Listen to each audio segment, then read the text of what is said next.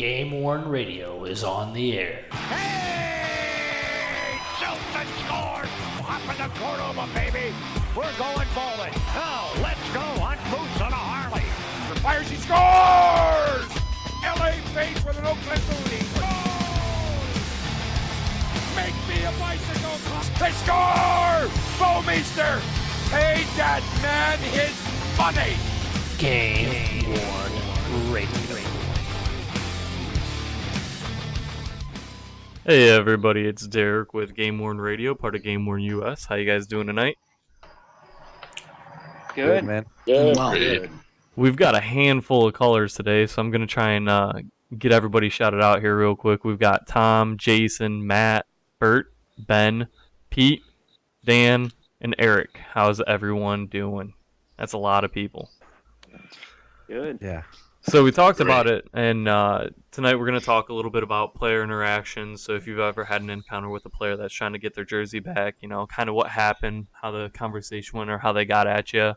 And then we'll talk a little bit about player modifications, because I know that's one of the things a lot of people really look for in a jersey is, does this have any modifications done by the player? It's one of the great ways to authenticate a jersey, and it's also just a cool way to see what players like to do with their jerseys while they're playing, according to their play style, really. So first and foremost, we'll talk about player interactions, and unfortunately, Jason Doc Noise couldn't be with us tonight because he's got some good stories with his friend Mike McKenna, and those guys working together to get some of Mike's jerseys back. I know I don't have any stories personally yet.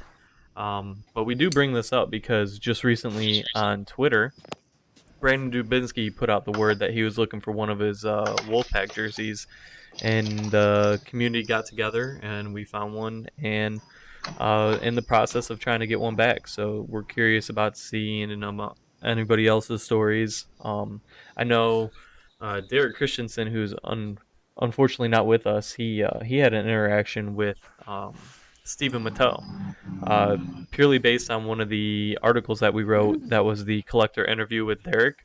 He talked about the Matteau jersey that he still has, which was one of the first jerseys he got, and Matteau actually commented on the article.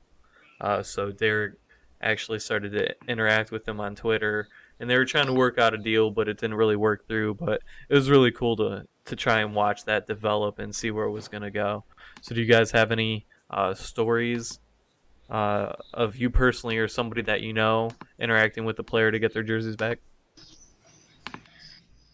Actually, I did. I had a chance to meet Jason Zent, and I think he worked for the NHLPA after his career for a little while. He was doing his own type of marketing group for charities and that, and he's working with a few teams now. But he had played for Ottawa Senators and for about a year and a half, and couldn't find his sweater.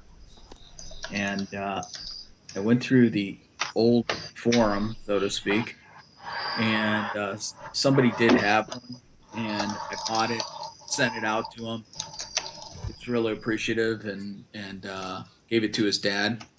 And we still, on and off, we still communicate, either through Facebook or once in a while just chat. So just because of just putting that together.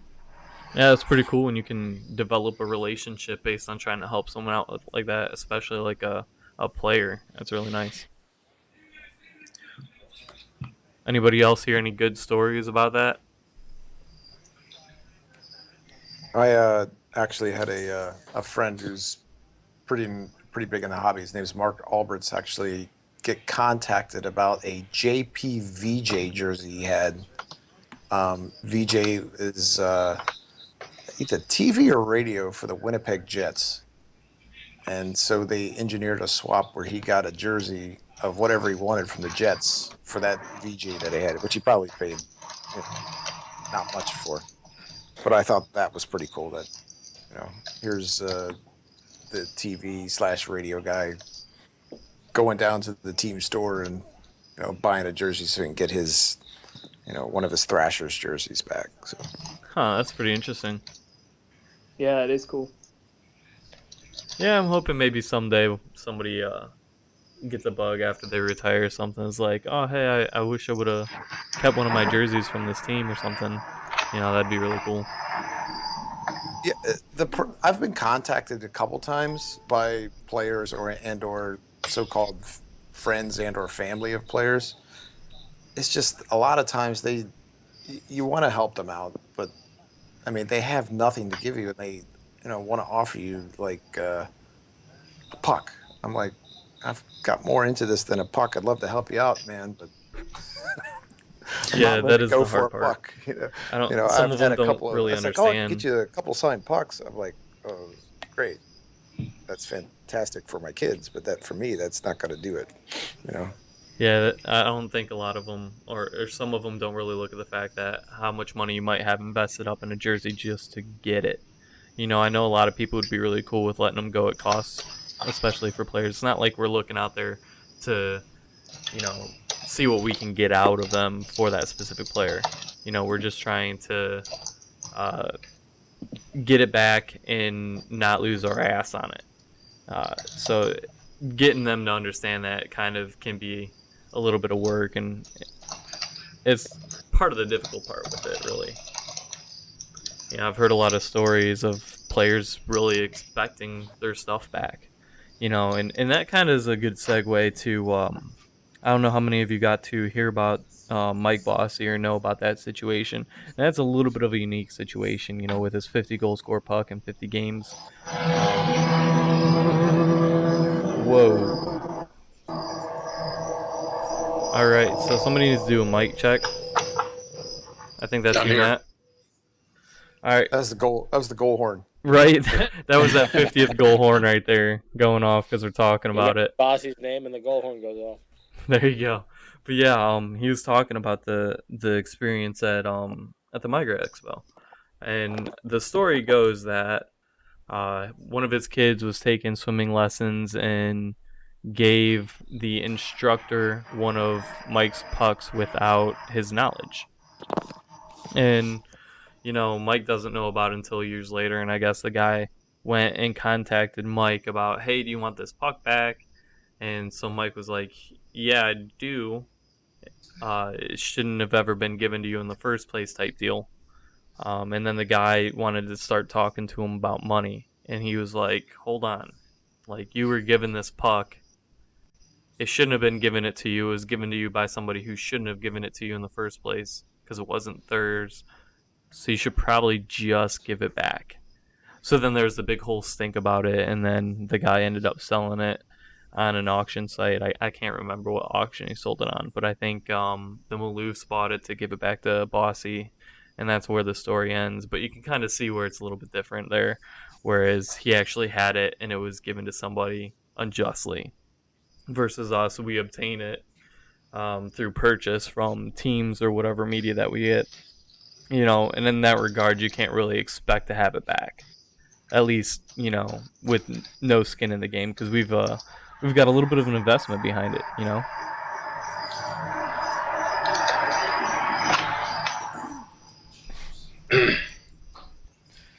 Guys, I have a little bit of a different story, I guess. So I've known one of the ex-Devil players for a long, long time, and he mentioned to me that he didn't have any of his Devils, and I had several, and after getting basically a double of one of his home whites, I last summer I sent him his rookie jersey. I didn't expect anything from him back or anything like that. I mean, I know him a little bit, and he's, when I was younger, he did me a lot of favors.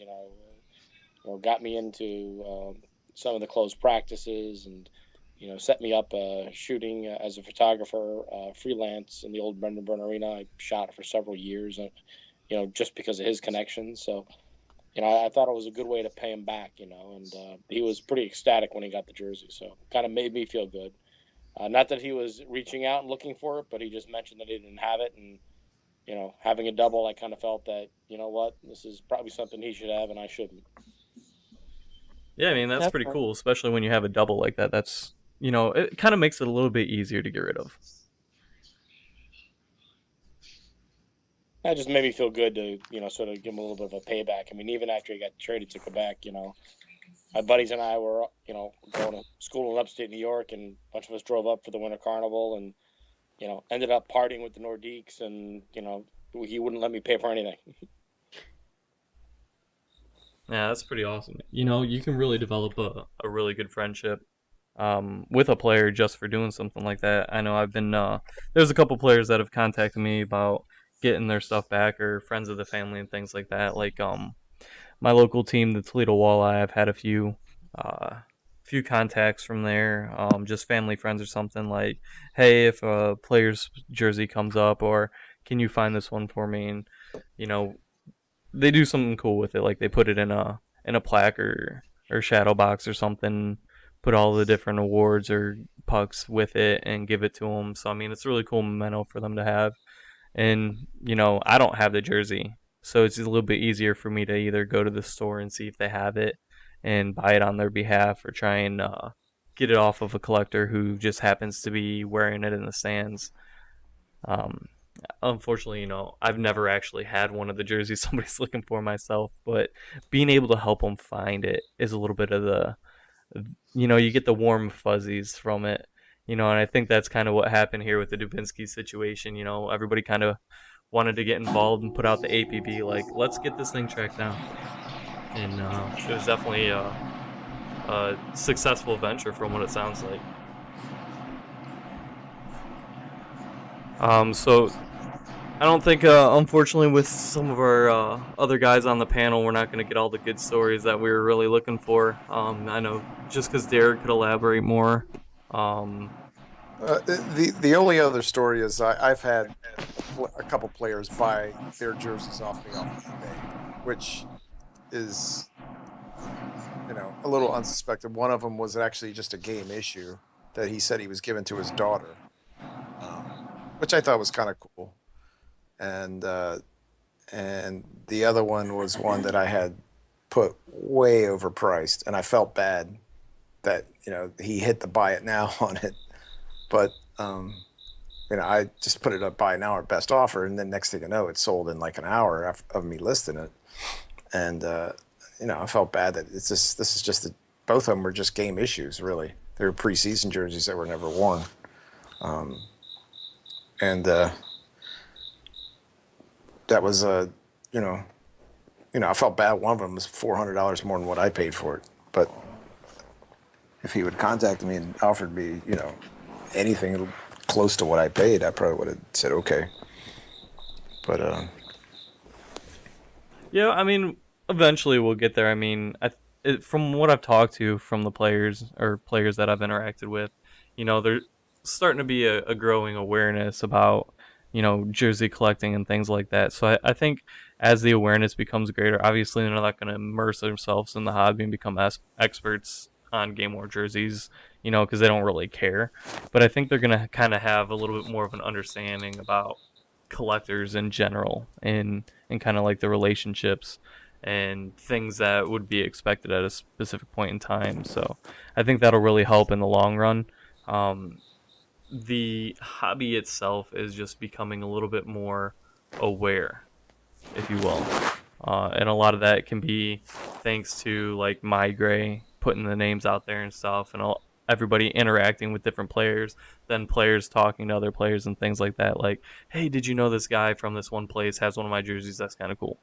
I've heard stories like that, and I think that can really only help.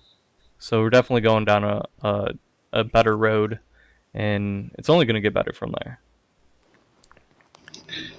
I don't know if Bert can probably back me up on this, but Scott Silvers had a great story at the One Nova Expo, in which I believe he had a player contact him about a jersey, saying he really, really wanted it, and the player was willing to trade for the jersey, one of his jerseys, and Scott ended up, I think, making a deal with the player and said, "Hey, can you do me one better? Can you sign something special behind the fight strap, whatever you want?" And the player sent the jersey, and he did the exchange, and it said behind the fight strap something to the extent of, "This is my jersey that I won."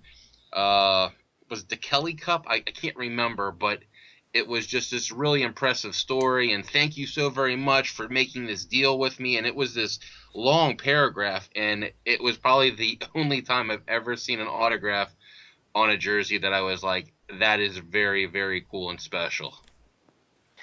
So he didn't fit all that on the fight strap, did he?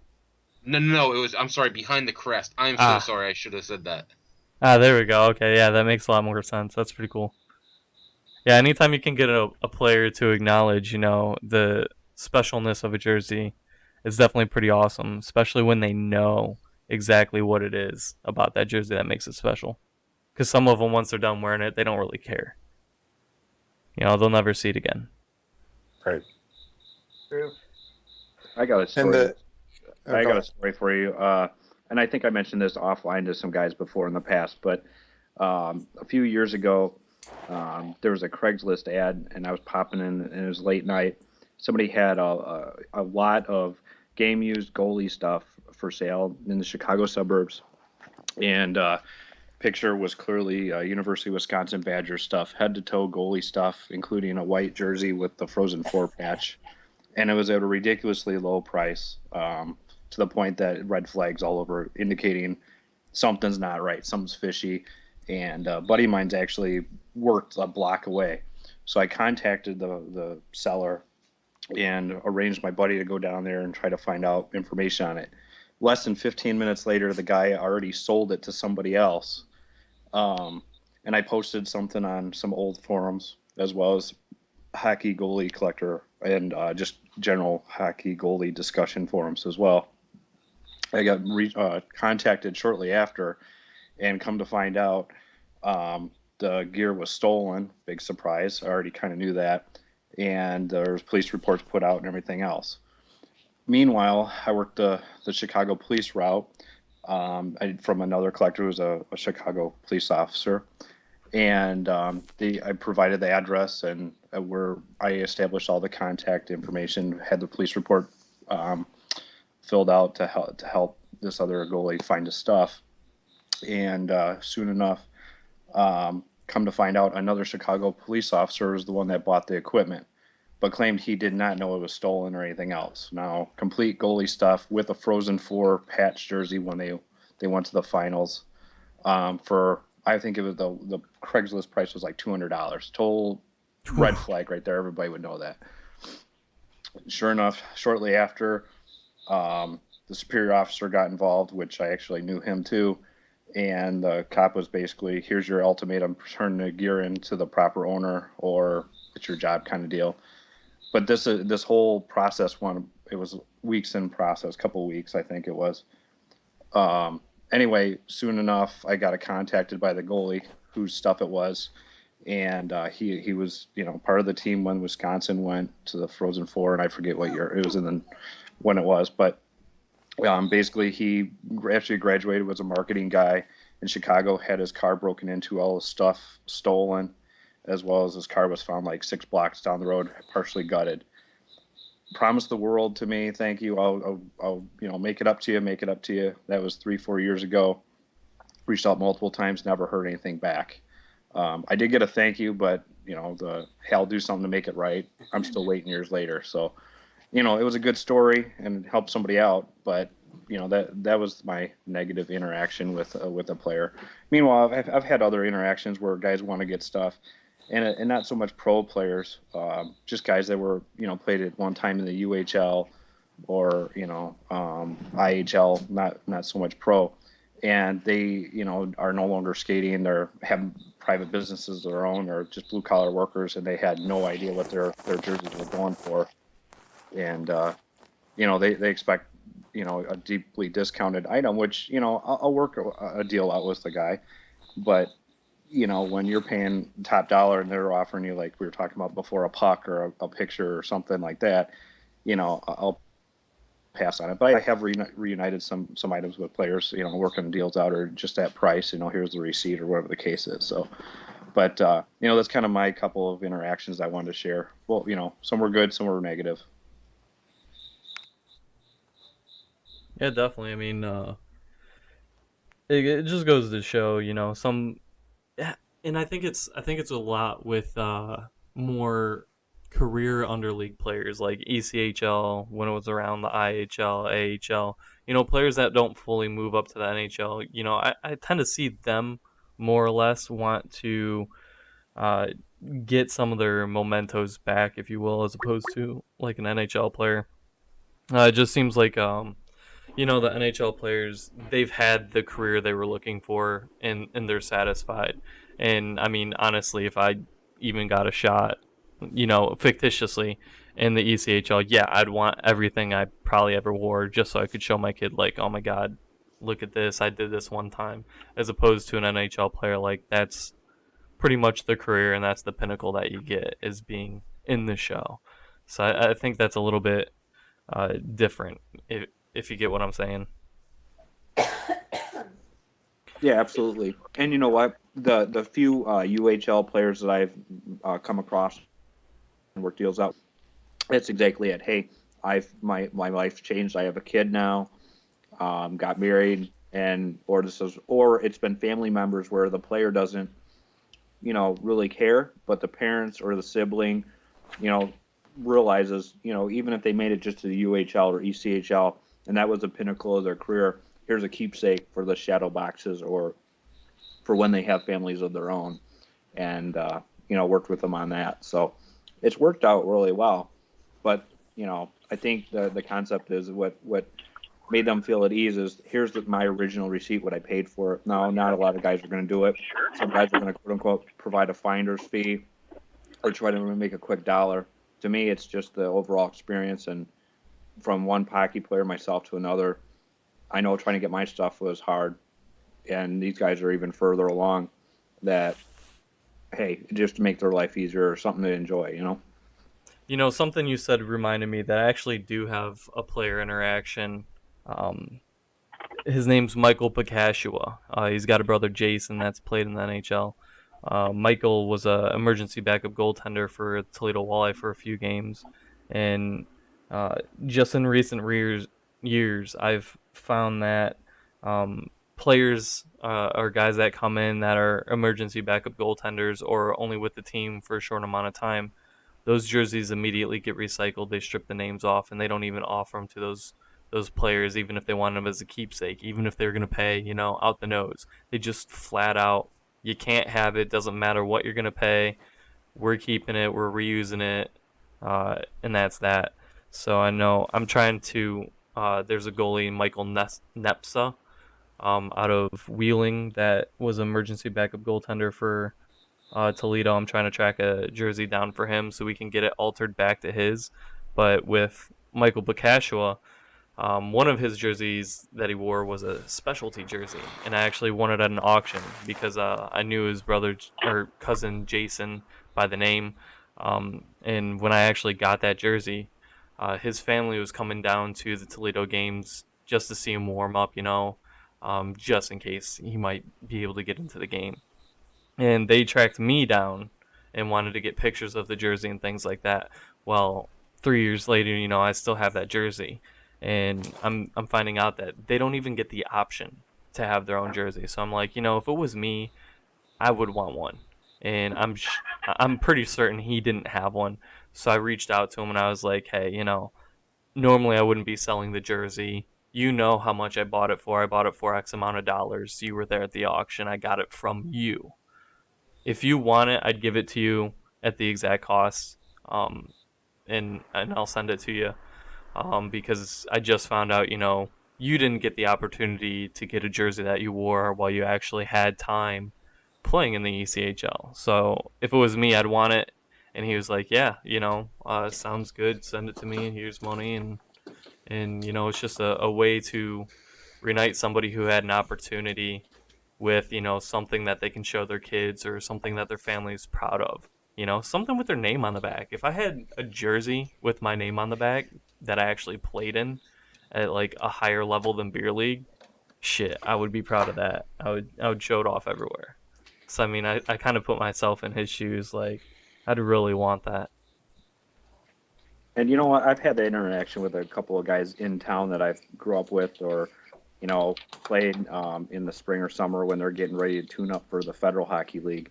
And it seems like that. I think that's the level right below the ECHL. I might be wrong on that, but they recycle stuff left and right. And one of the goalies that I train with and play with, he's played federal, and I think he's trying out for ECHL this year. But he went through like 6 or 7 federal teams in one season, being traded back and forth, and he just wants one piece. And they've sold him off. It's the case of the teams. You got to be part of their fan club on Facebook or whatever the case is, and trying to track that stuff down. So I've been trying to help him on that. But again, the nameplate's not going to match or anything like that. But he doesn't really care. He just wants something. So, and in the case, I think the federal guys, they don't even get a chance to get anything either. It's, hey, no, it's going to our booster club. They're going to sell it or whatever. So. Speaking of the Federal League, I've got a couple of jerseys, and I got one of the Delaware Federals, which was basically when the Vermont Wild went under, the league took over a team, and it was a traveling team, and essentially it was whatever ex-pro guys they could round up locally and a couple other guys put together to do a team. And so I bought the goalie jersey. It's just got a big league crest on it. It's number 31. It's like 4XL. It's huge. But it was worn by like 4 different goalies. And, I approached thinking that guys would want it, like, just for cost. I think it cost me like $50. 2 guys that wore it that, barely ever played pro, and they had no interest in it. Huh. I just found them on Facebook. I said, hey, listen, I'm, getting rid of this. You could have it at cost, but zero I guess interest. for some, maybe it's a bad memory. It was fascinating to me, actually. Yeah, I guess that's just the difference between people, Some people feel like they lived it, so they don't need anything, and others like to use stuff as a reminder. And that's why you can get a lot of interactions the other way with guys selling you stuff. They don't really want it. To this day, I deal with a lot of players getting stuff. Yeah, like that massive Martin Brodeur stuff that's going to be floating out here pretty soon. Well, Brody's been selling stuff for 2 years, guys. Hey! You guys there? Hey, how's it going, Marco? Hey, what's going on? Hey, Marco. How's it going, boys? Welcome to the call. You sound like you're 5 miles away. Yeah, I know. I'm sitting, it's not very professional. I'm sitting in my car right now. And, let me see. You guys, Mercedes-Benz is not all it's cracked up to be, man. Bluetooth? I don't know.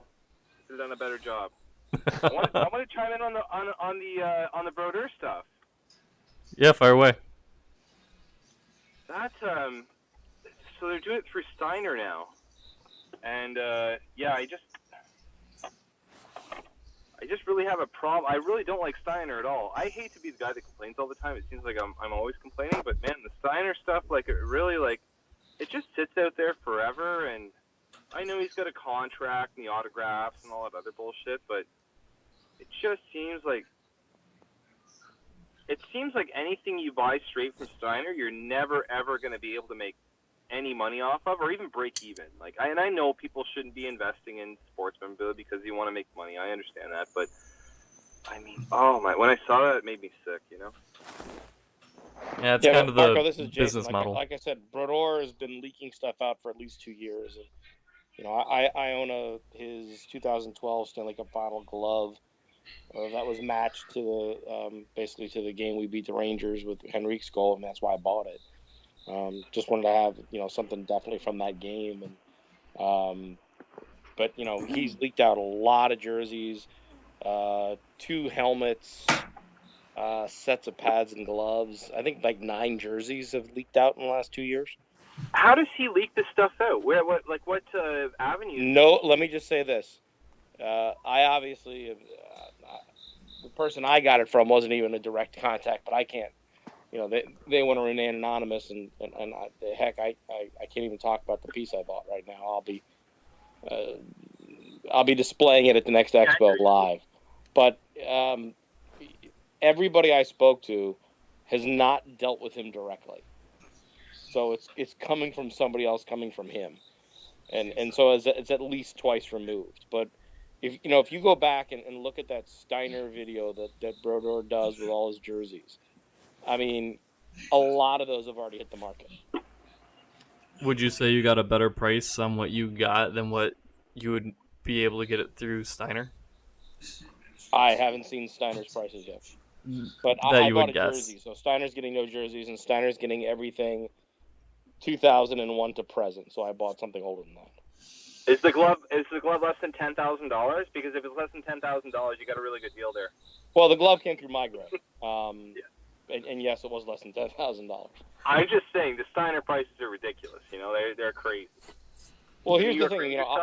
You guys know I'm a huge Devils collector and have a fairly large collection, but I've not bought a single Brodeur stick because I've known he's had all these. I mean, he's been keeping a lot of his win sticks, a lot of his shutout sticks for years, and I think even in a remark he has a couple hundred sticks. So I knew at one point all this stuff is going to hit the market, and I'm not sure why. It might have something to do with the fact that he still got $500,000 a year alimony until 2020.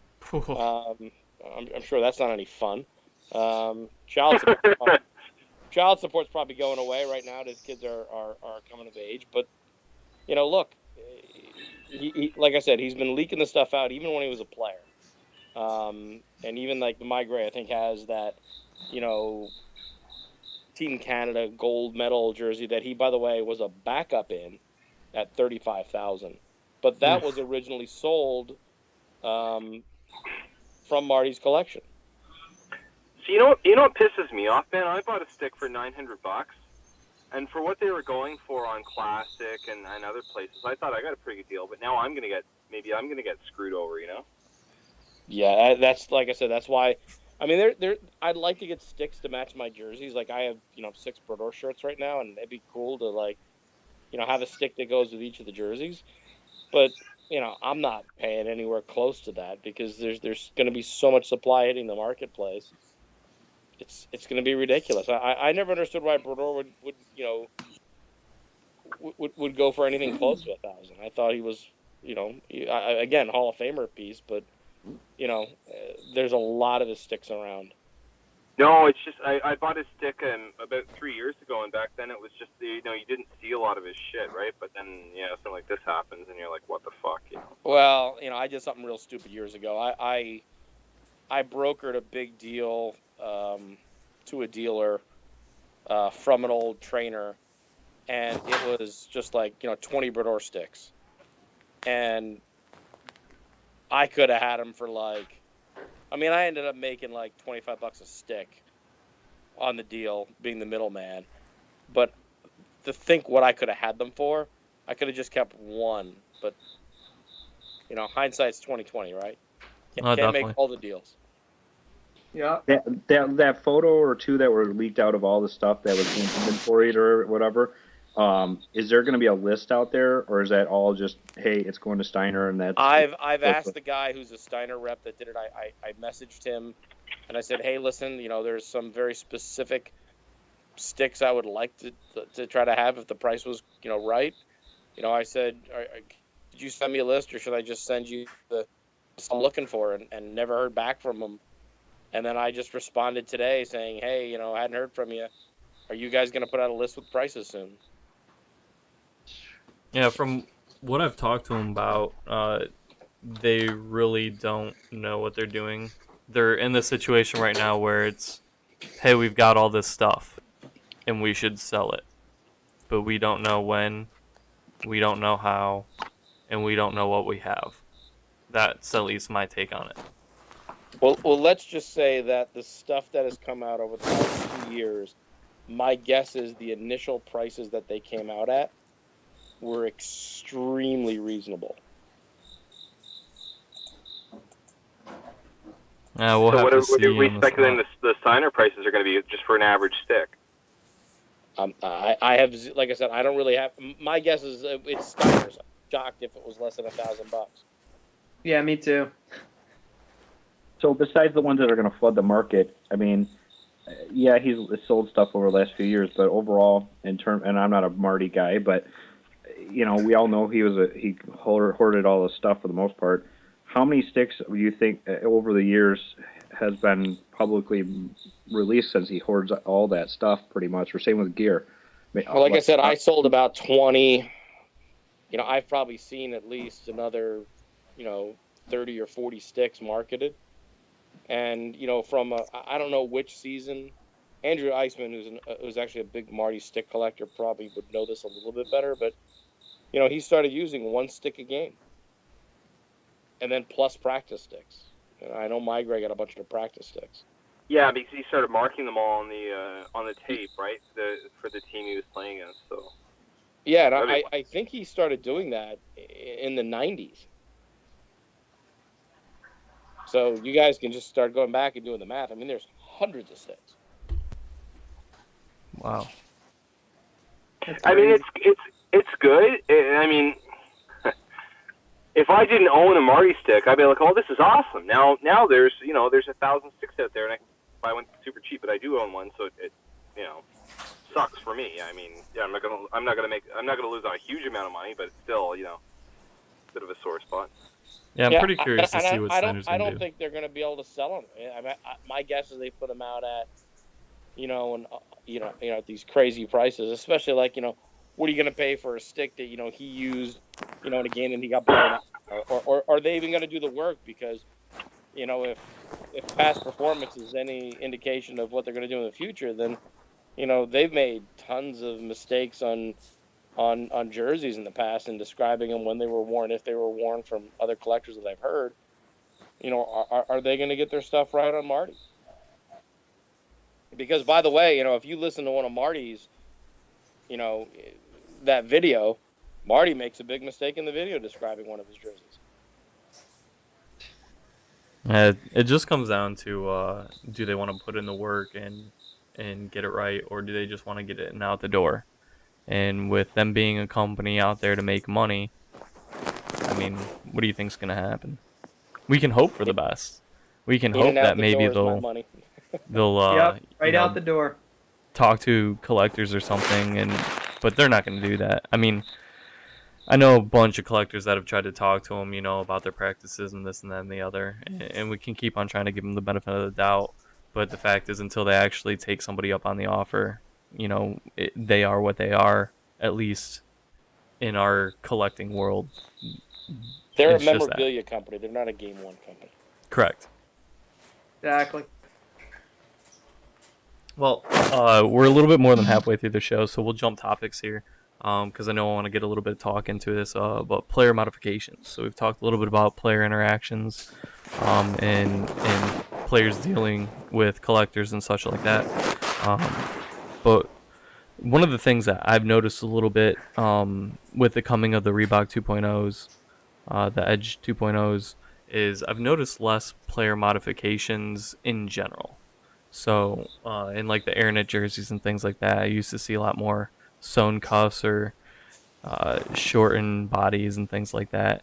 And nowadays I'm seeing a lot less. I know you got the Ovechkin triple fight strap here and there among different players, but I'm seeing less. What have you guys been seeing as far as like player modifications? Why does Ovechkin have a triple fight strap? I don't know. I've tried to think about it. Anybody know? I don't. I do. Because the Yeah. NHL 2 years ago made you can't have any part of your jersey untucked in, i.e. like Gretzky did. And he always had his tucked in the back. So to keep it from coming up, he straps it down in the back 3 times. He also has to cover the type of elbow pads he wears, because they don't want your elbow pads showing outside of your jersey. So he actually has his elbow pads have a sleeves sewn on top of them so that he can pull his jersey up where the elbow pads still stick out, but they're covered with another pair of jersey. That's so stupid and ridiculous. I can't even begin to explain how retarded that is. Yeah, That's the circumvent the rules, isn't it, for the NHL? I think I'll disagree with Derek a little bit here. I think customizations are just as common. You just got to know where to find them.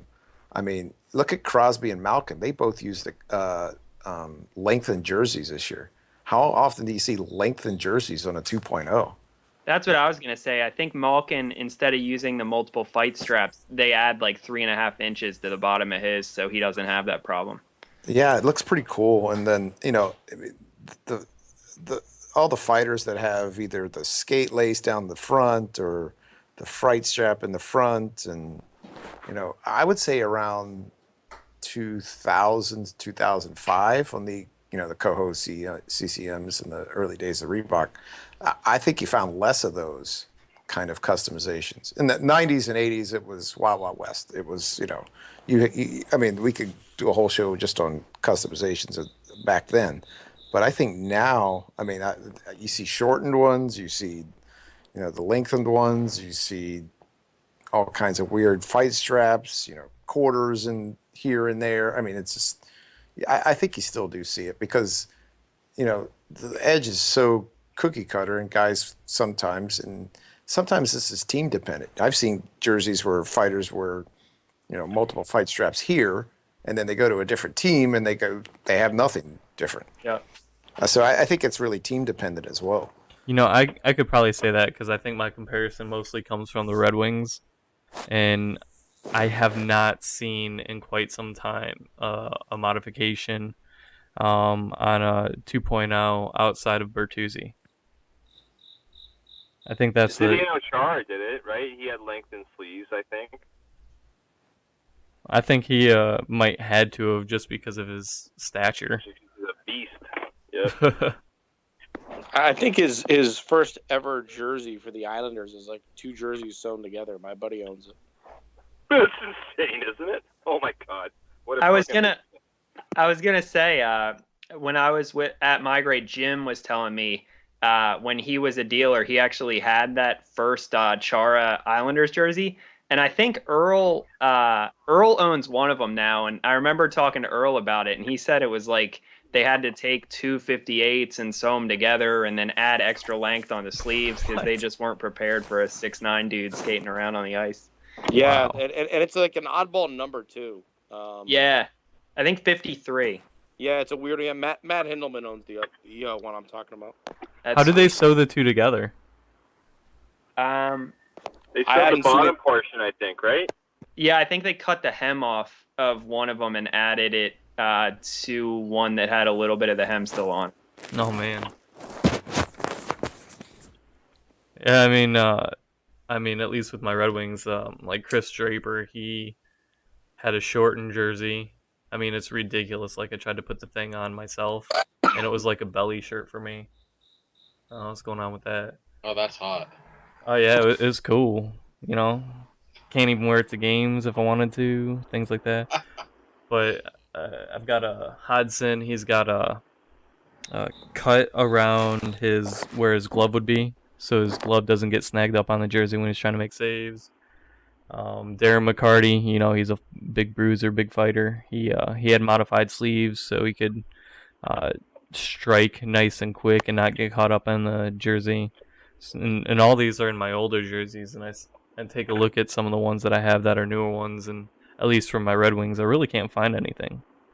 I haven't noticed really anything outside of that Bertuzzi I saw in the shop. I know, like Bert said, the 90s was really, in my like the customizations like that. I have a few defensemen who would order a goalie cut, and then they just do the sleeves really short, which I think is really cool. But I think my favorite customization on one I have is I bought the Cliff Running 97-98 Coyotes that was in GameWorn auctions, I think a couple cycles ago, and it has the hem shortened and the sleeve shortened, and it's a size 50.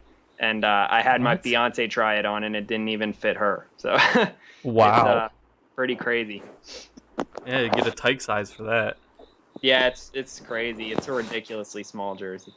Now, Bert, you were saying you had you seen quarters in recent ones?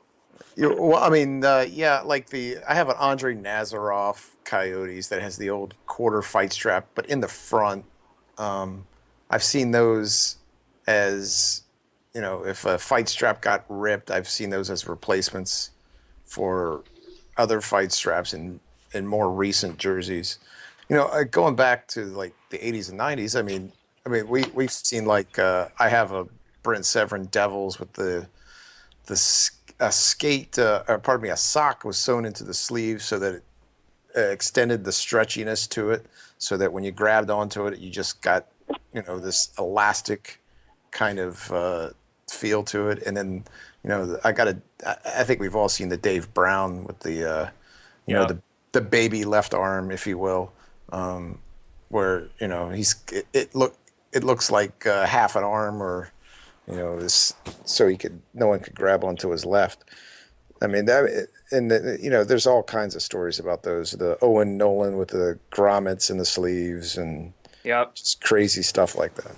How about that? The Basil McRae North Stars with those Velcro sleeves. Oh, yeah, I mean, back in the late '80s, that's when the NHL cracked down on that stuff, though. So you don't really see it past like 1990. I think Crowder had something like that too. Yeah. Ken Danico talked about his sock sleeves that he had the trainers sew in, which is really cool if you ever get a chance to see that. So, like even today, I mean, I got a couple last year, for the 14-15 season with cuff sleeves and extra fight straps in the front, and I think it's really team dependent. I've seen guys have customizations in one place and not in other places, so I know.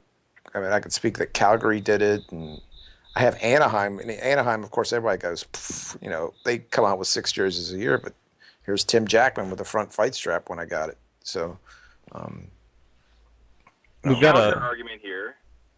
I have a Mike Gardner jersey, and I was having a hard time really kind of, teetering back and forth on whether I should buy it, because usually with his Leafs jerseys, the fight strap is always cut out. And mine doesn't have it cut out, and I was kind of like, well, this is really odd, and he would always, because he's a smaller guy, he would always hem them up on the bottom. And this one had like a half hem, and I'd never seen that before, so I had to do a lot of research. And eventually I found video. I actually found video where he could kind of see the jersey coming up as he was skating in the back, and you saw the fight strap. It wasn't attached, you just saw it hanging there, and I'm like, oh, okay, well that makes a lot of sense then. But the customization, sometimes they can help to authenticate a jersey, but at the same time, sorry? For sure, yeah, it's a good starting point, because on some cases like the one you're talking about, though, it can be a pain because you have to do a lot of research.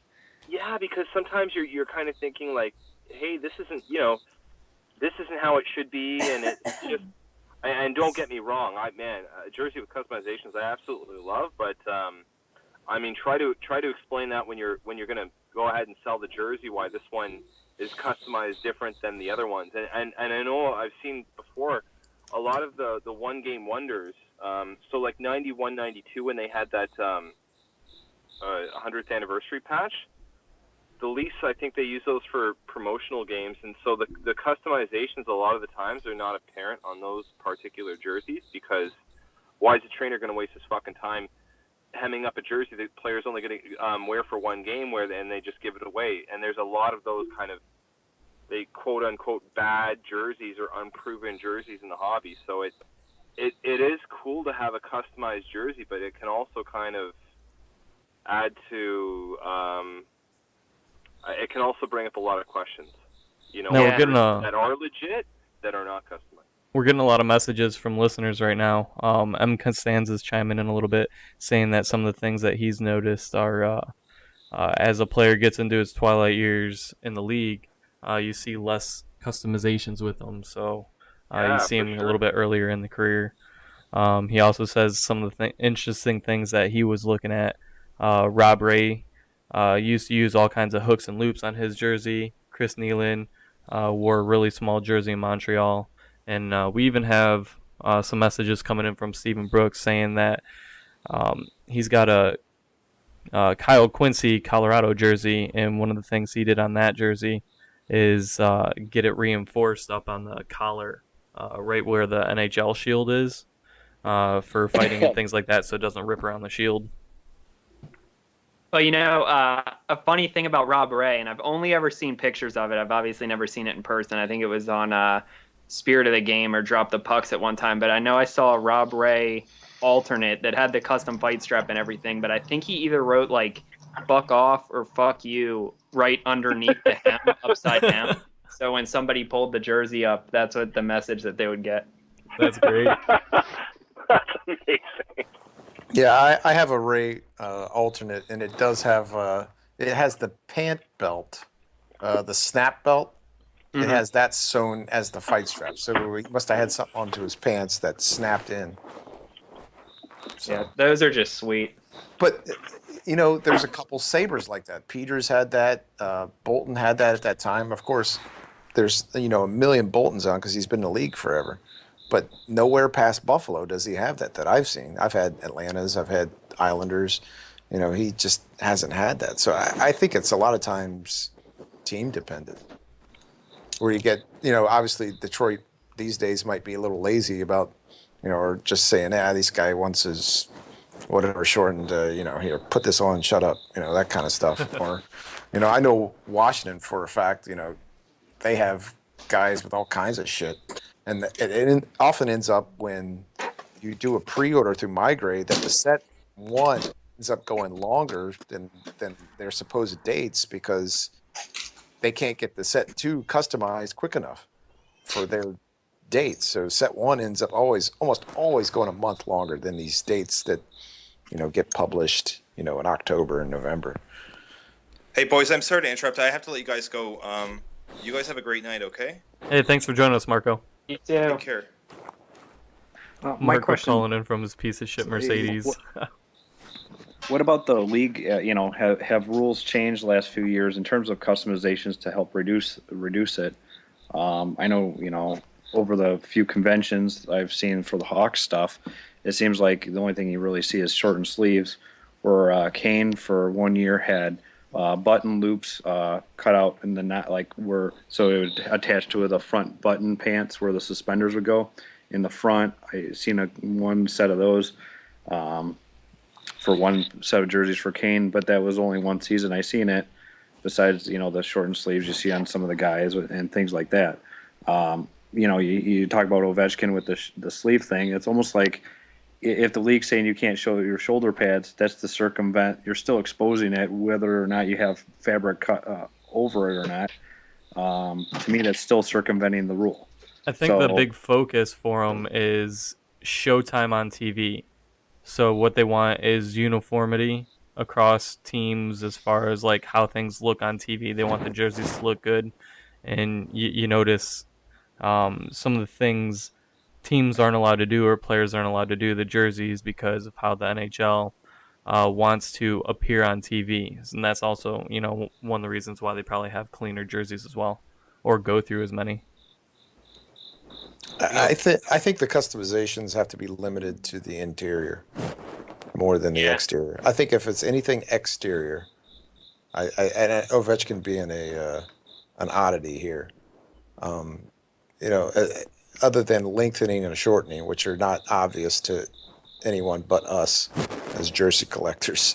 I think that's the only, you can't have, a shortened left arm. The days of those or